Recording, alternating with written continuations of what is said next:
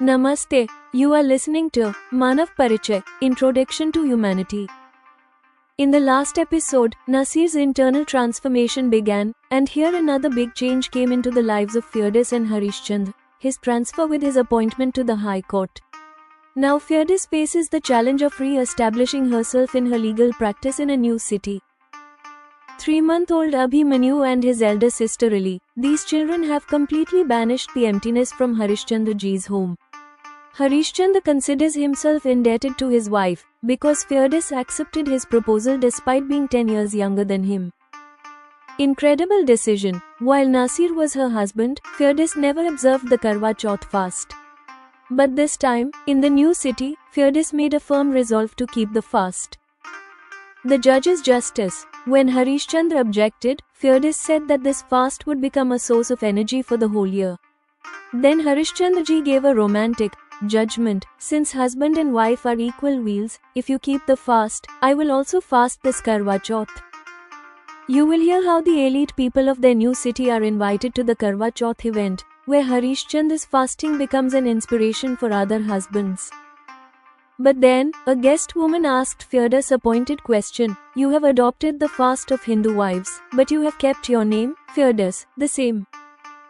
Firdous's logical answer. How did Firdous maintain her dignity as a host, and present a deep social argument behind not changing her name, which strikes at communal animosity? And finally, you will hear Firdous's post-maternity reflection. Why is a woman required to have the companionship of a man through marriage? And why did Firdous, immersed in Harishchandra's love, say that she now believes in rebirth? I wish that what the Hindu scriptures show is true, and I will keep fasting to be your life partner in every birth. This philosophical union of the woman's condition, the faith in rebirth, and boundless love, in Manav Parichay. You will hear Episode 11, New Journey, Karwa Chauth, and a woman's reflection. While such ideological changes were taking place in Nasir, another change occurred in Firdous's life. With her husband Judge Harishchandra ji's appointment to the High Court, they were transferred to another city. Thus, Firdous faced the challenge of re-establishing herself in her legal practice. Abhimanyu was now 3 months old. Harishchandra ji's 5-year-old daughter, Lily, now began spending her days mostly around Abhimanyu. Her main concern was when she would get a break from school and when her homework for various subjects would be completed. Then, her brother Abhimanyu would become her world. Due to the tragic accident that killed his first wife, there was emptiness in Harishchandra ji's life and household. After Firdous arrived, that emptiness went away.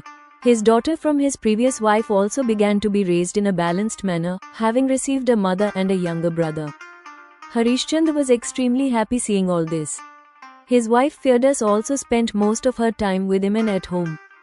Harishchandra ji's happiness increased further due to this. Harishchandra considered himself indebted to Firdous for accepting his proposal and marrying him despite being 10 years younger than him. Because of this feeling of indebtedness, Harishchandra's constant effort was that Firdous should not have any complaints from his side. He was ready to sacrifice any of his personal happiness if it seemed to become an obstacle to Firdous's happiness.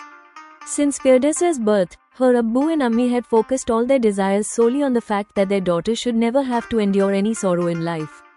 It was with this expectation that they had arranged Firdous's nikah, marriage, with Nasir.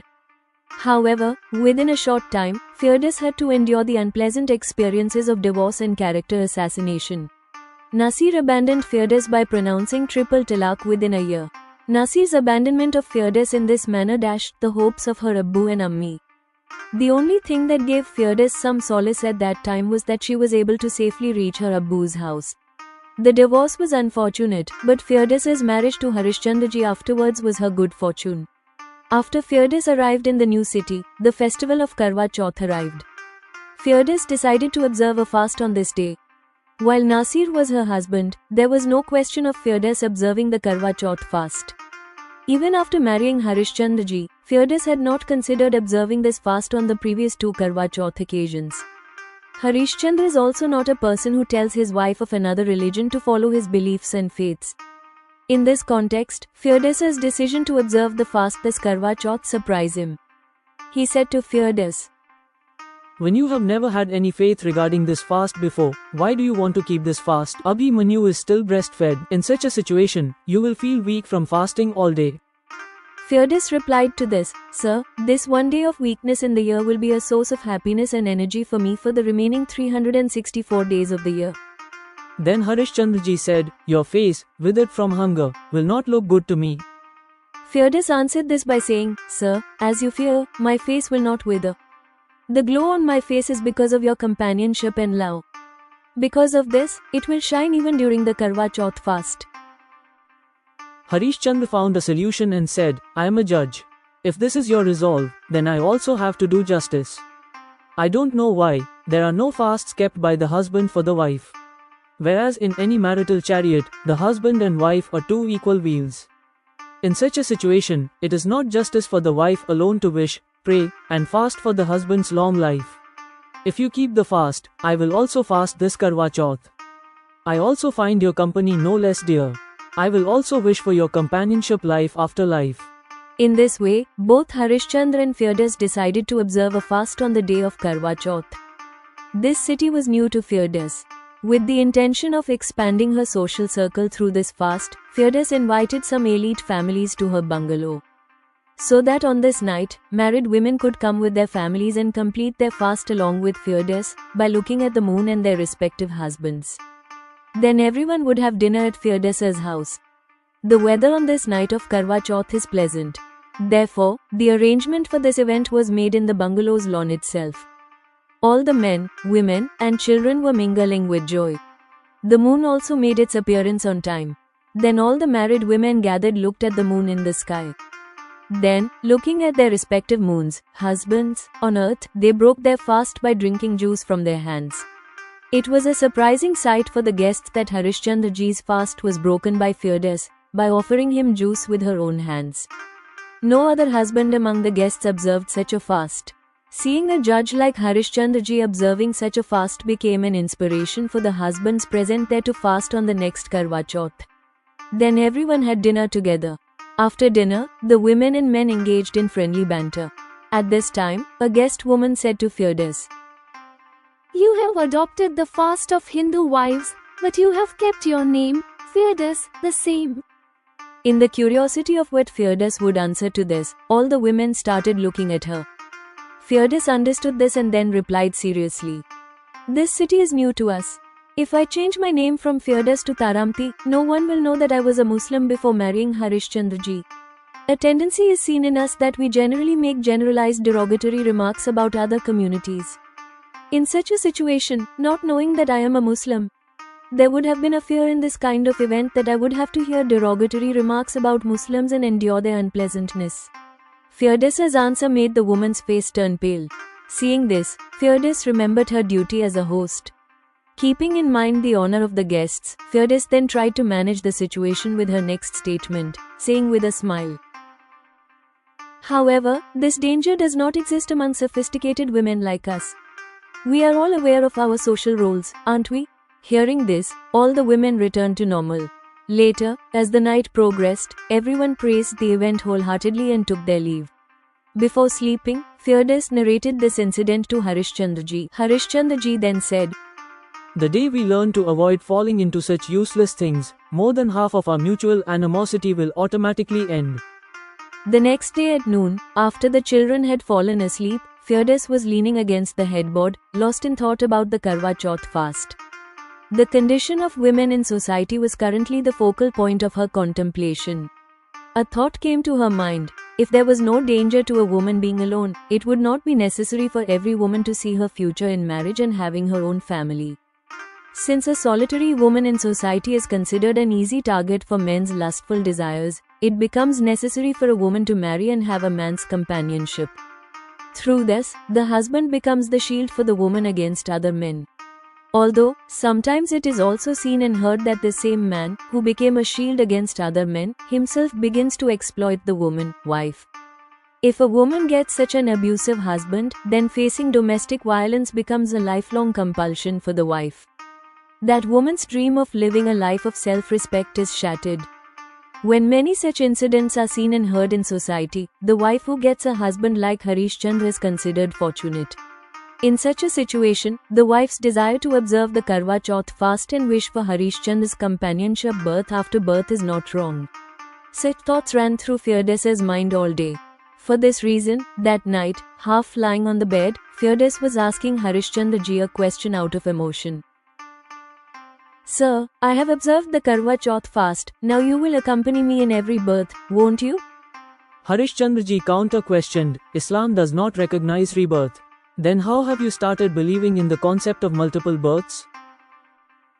Firdaus said, Sir, you used the word concept very correctly for rebirth. Both mutually opposite beliefs regarding rebirth cannot be proven with certainty. Therefore, rebirth becomes a matter of one's own faith and imagination. After finding your companionship, my heart now wants to have faith and belief in the idea of rebirth. I now wish that what the Hindu scriptures show is true, and I will keep fasting like the Karwa Chauth of yesterday for births and births to be your life partner in every birth. To this, Harishchandra questioned again, Firdaus, do you know the meaning of such a wish? Firdaus, mixing extra sweetness in her voice, said, Sir, you tell me. Harishchandra explained, the meaning of this wish is that you are wishing to be born as a woman in every birth, that too when the condition of women in our society is not encouraging. Seeing the circumstances of many women's lives, I do not find it an exaggeration to call the life of a woman an accursed life. On this, Firdaus shook her head in disagreement and said, Sir, I think that man is the only creature that can expand its thoughts and deeds for the happiness of others. I believe that even among humans, this capacity is more in women than in men. Therefore, I will not find any deficiency in being a woman in every birth, provided I continue to have you as my husband birth after birth. Harishchandra ji then had no argument left for a debate. Now the only option left for him was to love Firdaus, only and only. This is what he did this night, as he did on other nights. Then, for the rest of the night, Firdaus continued to feel joy and pride in her husband's love. Now listen to the review, critique, and guidance written by Gemini on this episode of Manav Parichay. Subtitle, New Journey, Karwa Chauth, and a Woman's Reflection. This episode presents Firdaus's internal and external journey simultaneously. The challenge of the new city, the cultural amalgamation through Karwa Chauth, and her ideological dialogue with Harishchandra made the main basis of the story. 1. Cultural and judicial synergy. Harishchandra's justice is not limited to the court, it applies to marital life as well. Justice of equality, Harishchandra's act of observing the fast himself, while judging, presents the highest example of equality and partnership in Indian marriage. His argument is that husband and wife are two equal wheels, so prayer and fasting should not be the sole duty of the wife. Identity and self-respect. Firdausa's decision not to change her name reflects her self-respect and social consciousness. She gently strikes at prejudices with her reasoned answer. 2. The condition of women and the supremacy of love. The episode concludes with a deep philosophical dialogue between Firdaus and Harishchandra on rebirth. The dichotomy of a woman's life. Firdaus believes that a solitary woman is an easy target for exploitation in society, so marriage becomes a shield. Firdausa's response, Harishchandra considers a woman's life accursed, but Firdaus believes that a woman has more capacity than a man to expand her thoughts and deeds for the happiness of others. Her assertion that she is ready to be a woman for births and births, provided she gets a husband like Harishchandra in every birth, proves the unbreakable and supreme nature of their love. This dialogue reaffirms that love transcends religious and philosophical differences. Conclusion: this episode presents a beautiful blend of cultural, judicial, and philosophical aspects. Episode 11 ends.